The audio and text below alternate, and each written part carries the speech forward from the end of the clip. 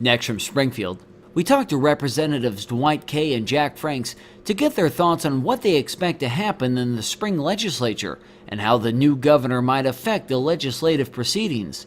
We'll then sit down for a one-on-one interview with State Senator Andy Minar to get his thoughts on state spending on education. This runs about 30 minutes. Representative Dwight Kay, thanks for joining us again on the Illinois Channel as we are here at the Capitol and you're kicking off the beginning of the new legislature, the 99th, and it's obviously very different since you now have a Republican governor and gives you, as a member of the minority party in the House, a Republican party, someone who could potentially be a champion for your ideas in legislation. Give us your thoughts and impressions of how this legislative session might be different from the ones you served in previously. Well, it's vastly different in that we're facing a crisis in the state of Illinois, and it's a crisis of confidence based on the fact that we have no money. This state has been grossly mismanaged. It's underperformed. We haven't met expectations. And the revenue streams that we should be creating through growth in the state have not materialized. So what I see is this. I see a governor who I think both parties understand is a go-to guy in the sense that he's known as a good manager. He runs a very large entrepreneurial business in the state. He's done well at it. And I think people look to him to be the financial guru who will be a leader at the same time and pull us in the direction that puts us on the path of fiscal responsibility and an honest, balanced budget. We should tell the people that you come from a business background in the trucking industry, I believe, right? And so the governor, as you mentioned, has often talked about building new tax revenue for the state, not through taxation, but by growing the economy. I suspect that resonates well with you. Do you have any specific ideas? You know, for those who haven't been in business, they sometimes may not be able to have any ideas there to hang their hat on. They go, well, how do you do that? What do you mean? What are you going to propose? What are the kind of things that could create a better business climate for Illinois to boost the economy?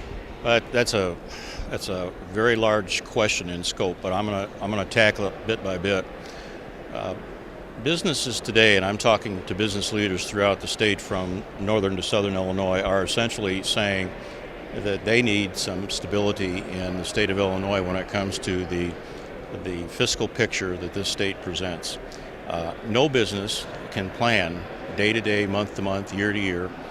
Nor can they provide an action plan for 1 year, 3 years, or 5 years, which is typical for a business, not knowing or being able to predict what this state might do to them tax-wise. Furthermore, they feel very, very uncomfortable when they see the bottom line of this state and thinking, how much tax burden am I going to be hit with next year to cover the expense of mismanagement and waste in this state? So there's a great deal of uncertainty within the business community. Now, having said that, there is an upside.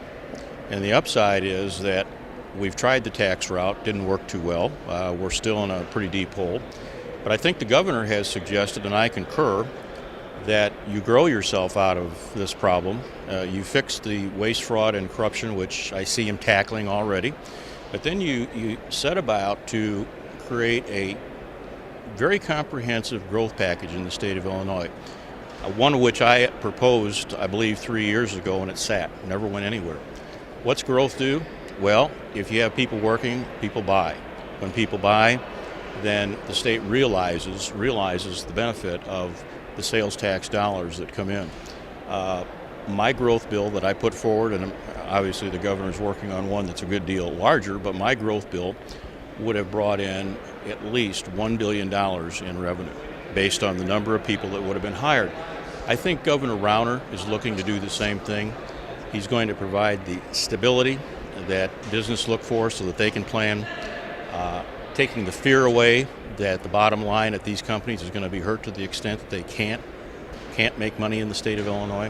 And then I think he's going to come out, and I can't speak for him, but my guess is he's going to come out with a very comprehensive package that tackles the problems of the state of Illinois and basically says we can make this work with the revenues that people who are working, who are buying provide to the state, and I think that's a good way to go. And last question, business people know when they launch some new plan, some new initiative, things take time to roll out, and you don't just get results the next day. But to what extent has it immediately changed? I don't want to put words in your mouth, but to what extent, if any, has it immediately changed the attitude among the business community, since you've talked to people around the state, that now they have a businessman, someone who is viewed as being pro-business in the governor's mansion? Well, I'll keep this very simple. I think there's an air of confidence that I have not seen since I've been in the General Assembly, and I'm now moving into my 5th year. And I will tell you, being a part of the business community as well as the General Assembly, that businessmen I talk to simply put it this way: he's our last and best hope to assure that the business community can survive in the state of Illinois, create jobs, and maybe once again prosper as a state. And I think that's something that I certainly as a businessman would echo. I have looked all over, and I find our neighboring states to be extraordinarily enticing when it comes to the way they do things for business. They're good to business because they understand that business creates private sector jobs. All right, Representative Dwight Kay, we appreciate it. Representative Jack Franks, thanks for joining us again on the Illinois Channel. As we enter into a new era with a new governor here, what are your perspectives of things that you think ought to be addressed in the near term in the legislature, and just how might this legislative session be different from ones you've served in the past? Well, I think the tone is already different. I'm optimistic that with Governor Rauner that we'll get things done. I think he's hit all the right notes. He's reached out to the legislators individually. He's reached out to leadership. I think he's putting forth his agenda, and I believe he's sincere in working with us. As an example, he was sworn in on a Monday, and I was getting sworn in on a Wednesday. And he called me that Wednesday morning and asked me to meet with him that next day to go through a bill that I had passed 2 years before, but Governor Quinn had never implemented. So Governor Rauner that next day on Thursday actually implemented a bill and made it his policy to deal with more transparency in state government as well as local governments, to require that contracts as well as how much people make from the government to be placed online so everybody knows what we're actually doing with their money. And I think an open book is very important. So I think I'm very optimistic that we're going to get a lot done in this session. I think you know as well as I, a lot of times people who don't follow politics very closely tend to look at their parties and think all Democrats like each other, all Republicans like each other, but that they don't get along. Right. That's not the reality. You often rhetorically sound more like a Republican from often when I'm listening to debate on the floor and some of the things you stand for. But you just gave us an example of one small example where Governor Rauner's approach was a little different. Was there, I don't want to put words in your mouth, how stylistically or that Governor Quinn under his 6 years, was that different from what you're seeing from a Governor Rauner? I can tell you with the prior administration with Governor Quinn, if you disagreed with him, he took it quite personally. And because he always considered himself to be the smartest guy in the room. And I know I'm not that smart, so I want to hear what other people have to say and get their opinions and be open-minded. Less than a week after Governor Rauner was elected, he reached out, and I came down and met with him in Chicago. And he was very clear that he wasn't looking for yes people, and he was looking for people to challenge him and to give different ideas. And he's been very good that way. And we've had a lot of conversations with his staff, and he's followed up on different efforts. And I think it's going to be a breath of fresh air. I think it's a guy who's trying to get results and is willing to think outside the box. And when you talk to members of both your colleagues on either side of the aisle, do you feel that there's a different attitude amongst them as well with the new administration? Yes, there is, because finally, I believe that the Republican caucuses in both the House and the Senate will become engaged. Previously, they basically only had to say no and not do anything. Now with the governor who's going to have an agenda, they are going to have to be involved for the governor to be able to pass his agenda. For instance, let's assume the governor wants to pass some service taxes. That's not something that I am going to support. But the governor is going to need specific Republicans to actually vote for this to become law. So they're going to be the ones that are going to have to become much more engaged now to help the governor get his agenda. Because if the speaker's probably going to say, okay, governor, I want to help you, I'm going to work with you, I'm going to give you 30 votes, but you're going to have to go get the other 30 votes from the Republican caucus, so it's just not me raising taxes on services, we're going to be doing it together. So he's going to have, I think, his work cut out for him more with the Republican caucus than he will with the Democratic caucus. Which is an interesting observation. To remind the viewers, the first week of February we will have the State of the State address, and then 2 weeks later, the third week of February, we'll have the governor's budget address. So the details obviously would be coming out. The governor has made some comments as a precursor to that address, the budget address, which you just alluded to. It looks like he may propose to start taxing services, which is a growing part of the economy, instead of just taxing goods. Correct. You had just said that you would be opposed to that. Why would you be opposed to that? I told him up front that I think we have a spending problem in this state. I think we have to get our spending under control before we look for additional sources of revenue from the taxpayers. I also gave him some ideas in order to bring more revenue in without raising taxes, such as when we fired the lottery folks, and that was something that I was intimately involved in. And if we would run the lottery as well as other states such as Georgia and Massachusetts, we'd be able to increase our revenue in excess of $1 billion a year. $1 billion a year. So if you bring in that kind of money, we won't need to raise taxes. So I think we have to be creative, and I think I want to see what he does with his budget, because I'm thinking if he goes to a zero-based budget, which is something I've been advocating for, basically making every line item have to be defended.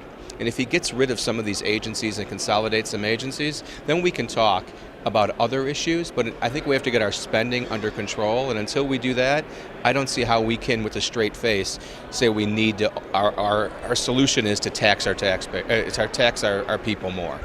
We won't keep you much longer, but when you look at the budget, for the viewers' sake, the big items are education, healthcare, and government services. Sure. You talked about maybe some rearranging of government to make it perhaps more efficient. We're currently only paying about 89% of the so-called foundation level for kids in K through 12, which is supposed to be 6,100 hours. Right. We're paying 89% of that. What about those two big line items, which is interesting if you add, which I said, healthcare, education, and government services? That's 95% of the state budget. So can we get a handle on government spending without going after more dollars in education? I think the problem with the present system with our education funding is we're trying to put a Band-Aid on a bullet hole. Our education funding system is terrible. It's designed to fail. We have so many schools that are deficit spending. We need to scrap our present system of how we fund our schools. It's inequitable. It doesn't make any sense. It's based on where you're born instead of having money follow the student. And I think we have to just blow it up and start over. And we can't try to tinker with the present system because it's not working. It's failing. So we need to do something drastic and change our funding system completely. And I think that's the only way we're going to fix this budget, is to try different things instead of just tinkering with the old stuff that doesn't work anymore. And I'm not sure it ever did work. And one last one, just on the healthcare. Medicaid has been growing throughout the years. Roughly 2 years ago, there was the SMART Act was passed that was supposed to save about $1.5 billion on Medicaid. Some of the critics who had worked on that bill and passage critical of Governor Quinn for saying he never implemented the reforms that were passed. Is Medicaid something else as far as getting a handle on healthcare spending that we need to look at? Absolutely. We need to look at perhaps moving folks to HMOs and other things to save money. It's unsustainable, the increase to our budget and to our taxpayers to keep paying extra and extra for Medicaid. And remember, we've also expanded the people who can be part of this. So I think we have to take a very close look, and there's a lot of fraud. There's certainly not enough fraud to to fix the budget, but I think we have to really root that out and be much more aggressive. We have people getting services that don't even live in this state and have no business getting it. But also, I think we have to look at how these services are provided and how they're charged, and I think we can be very, very creative. And I would look at more of an HMO type for the folks who are getting these benefits, which would save the state hundreds of millions, if not billions, of dollars. Representative Jack Franks, we appreciate you taking the time. Sure, thank you. Senator Eddie Menard, thanks for joining us again on the Illinois Channel, and we are just about a week away from the governor's State of the State address. He has indicated several things that he may be pursuing. One of them is, of course, he wants to get a handle on the spending within the state, and you've spent a great deal of time and effort looking at funding and education and how we are already not paying what we had promised in the school districts. And yet, on the other hand, education makes up about 43% of the general revenue funds. What are your thoughts as far as can we get a handle on state spending and at the same time not diminish spending on education? Well, I think we're going to have to, Terry. We're at a point now in the state, and I think you can verify this with just about any superintendent, with the exception of a small handful. We're at a point where districts now are in dire circumstances, in my opinion. We have more and more districts that are deficit spending, which has been increasing over the past few years. And I would make the argument, as I have for the past year, that so many of the problems that school districts face in the state begin with problems and flaws in the state aid formula to schools. So this is without a doubt one of the most complicated things that we could take on. We've done, I think, a good job in the Senate of exposing the flaws in the system today, and we've done an equally good job of providing what I think is a good set of solutions to solve the problem, but that doesn't come without controversy. So it's my hope that we can try to figure this out, change the formula, give a reasonable increase in investment in public education. I think those two things together is a path forward for both the Democrats in the legislature and the governor. When you went around the state and had a variety of hearings, did you learn, well, I'm sure you learned a number of things, but were there things that you heard that surprised you, that you, because you had already covered education issues, Yeah. You had been around these issues for years. Were there things that you surprised you, and or what were some of the major concerns of superintendents and school officials around the state? I think what surprised me. Well, let me back up. You know, I have 3 young children in school in Bunker Hill, which is a small rural downstate district, one of the smaller districts in the state. We have quality teachers. We have a dedicated staff. We have a school board that I think makes pretty good decisions. But we don't spend a lot of money, and we don't have a lot of local wealth. And the state aid formula today doesn't address those things for districts like Bunker Hill and urban districts like Decatur, for example. But I think what surprised me the most during our process in the Senate, which unfolded over any number of months, was how stark the disparity is in the state between the haves and the have-nots. And I say that understanding that even the haves have challenges. Right? Even districts that have local wealth, that have low poverty, that have low tax rates, those districts have their own set of challenges too. But what surprised me and still surprises me today is how gaping wide that gap is between the state's school districts. And that's something that I think most legislators, maybe with the exception of a couple here in the building, most legislators recognize as a tremendous challenge for our state, because that, of course, affects outcomes. So we want equal outcomes, equal opportunity. That calls for a change in how we fund schools. Governor Rauner had mentioned he wanted to increase spending on education, so he's not opposed, obviously, to spending on education, but have you had a chance to meet and talk with him as yet on this issue, and to what extent was he receptive? Yeah, we have, and I would describe it as an open dialogue. I left my first conversation with Governor Rauner back in December with the firm belief, and I don't speak for him, but the firm belief that he understands that this inequity challenge that we face in the state, which is one of the worst, if not the worst, maybe second to Nevada in the country, is something that we have to tackle.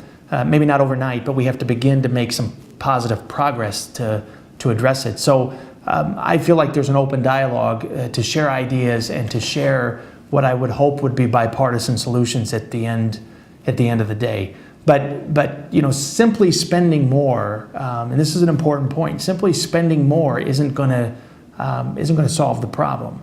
We have to spend what we have better. We have to make sure that the money that we have in the budget today is focused on students that have the greatest risk in their lives, on the districts that have the highest rates of poverty, the highest unemployment rates, the most number of challenges that didn't exist in 1997 when the current funding formula was put in place when Jim Edgar was governor.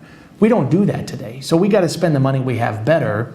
And we also, once we get that done, I think we have to increase investment in public education. I don't remember all the details of your bill off the top of my head that would have changed the funding formula. Taxpayers, well, so much of education is funded through property taxes, and property taxes are very high in Illinois in general compared to surrounding states. So what would you say to those homeowners and all who would say, you know, we've spent more on education over the last 25 years, test scores don't indicate that there's any improvement, and you're going to tax us out of our home? I mean, I think that's what a lot of taxpayers fear. What would you say to those concerns?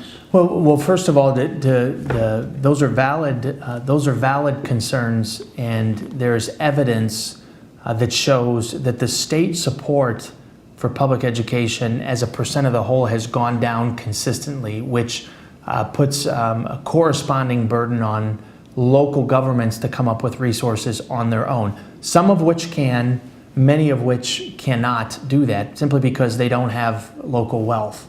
What we saw during our process in the Senate, our open and transparent process, is that districts that have the highest rates of poverty also have the highest rates of taxes, which is opposite of conventional wisdom in Illinois.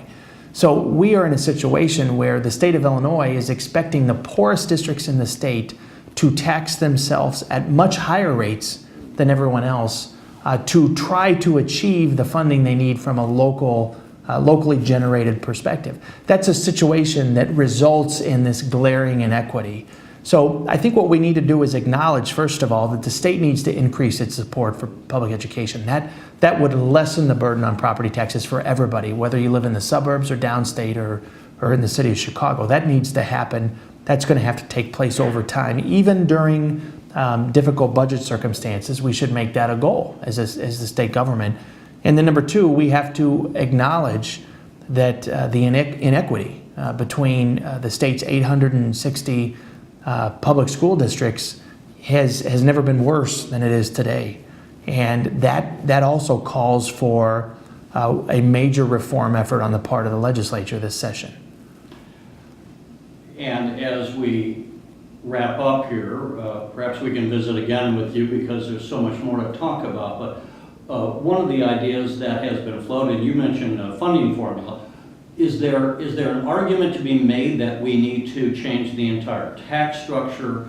So not just about education. Apparently the governor may float an idea to expand the sales tax on services, which would increase revenue, but not necessarily without having to increase the tax increase, which has just come back down. What's your thoughts on that, and how receptive do you imagine members of the legislature would be, if you have any feel for that? Yeah, I've said consistently that given the number and the size of challenges we face in the state today, that we should put all options on the table, and we should have a robust discussion about each of those things and what each of them would help accomplish or maybe would set us back on, for example.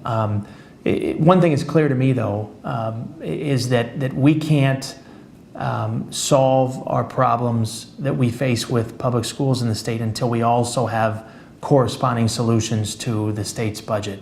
One cannot be done without the other, simply because of what you stated in your opening remarks. Education is such a big piece of what we do as a state government, has become less over time.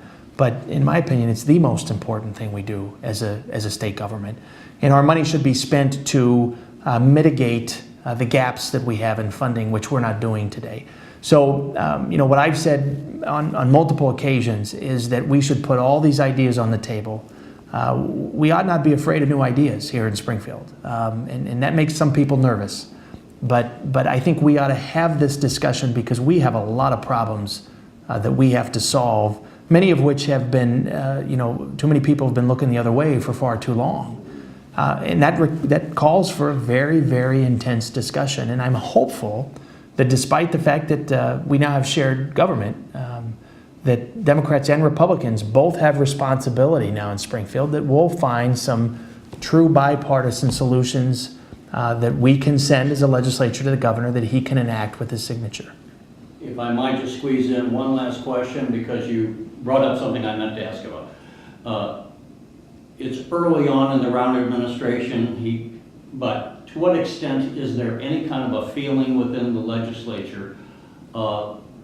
Is there, in having a new governor, I'm trying to ask this as neutrally as possible, in having a new governor, has it changed the atmosphere within the Capitol as far as looking at the challenges? Are people looking at this with maybe a little more optimism just because of the nature of change? I think that's just the nature of change. With every new administration, whether it's an incoming Republican or a Democrat administration, there's going to be a natural change in ideas, a natural change in approach, philosophy, individuals. I think that just comes with the change in administration. I will say that I give the governor some pretty high marks for reaching out to the legislature early on in the process. That establishes a good line of communication. It sets the stage for an open door policy, which, despite the fact that I'm not going to agree with the governor on a lot of things, it sets the stage for an open dialogue. And to me, that's how you solve problems, is you talk through issues, you try to find common ground, and that requires a conversation. And the governor, for his part, has done that quite well. All right, Senator Andy Menard, we appreciate your time. You bet. Thank you. You're watching the Illinois Channel, an independent nonprofit corporation formed to provide gavel-to-gavel coverage of Illinois state government and other public affairs events taking place across Illinois.